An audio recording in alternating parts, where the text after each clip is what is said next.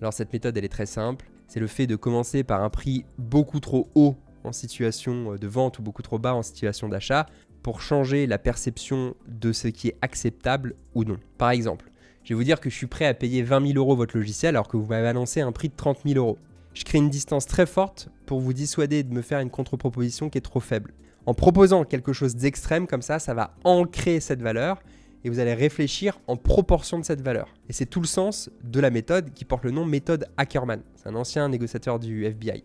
Les gens d'ailleurs, pour anecdote, pensent souvent que c'est à Chris Voss qu'on doit cette méthode, mais pas du tout. Ils parlent d'ancrage, mais la réalité c'est que dans la précision, c'est la méthode Ackerman qui prévaut. Alors, je vais vous montrer précisément, je vous ai fait un graphe, en quoi consiste la méthode Ackerman. Et pour l'appliquer, c'est hyper simple. Vous allez partir du prix cible, disons 100 €. Vous définissez un prix cible, c'est ce que vous voulez obtenir. Et si vous êtes l'acheteur, vous allez proposer un prix 35% inférieur à votre prix cible, celui que vous voulez obtenir, c'est-à-dire 65 €. Et si vous êtes vendeur, vous allez faire l'inverse et proposer 35% plus cher, c'est-à-dire 135 €. À partir de là, chaque concession que vous ferez devra être de plus en plus petite. Donc, par exemple, vous allez augmenter de 20 points de pourcentage, puis de 10, pour envoyer le signal que plus vous allez faire un effort petit, plus vous arrivez proche de votre zone de rupture et qu'on est vraiment en train de grappiller. Parce que c'est ça qui est compliqué avec la négociation, c'est de pas arriver au point de rupture. Donc on a peur que la personne parte de la négociation. Et ce sera tout le sujet des méthodes qu'on va voir, c'est d'éviter d'arriver à ce point de rupture. Par exemple, si vous proposez un prix de 5 € à quelqu'un qui vous proposait quelque chose à 100 €, vous avez 95% de chances que la personne en face, elle quitte la négociation avant même qu'elle ne commence. C'est pour ça que la méthode Ackerman,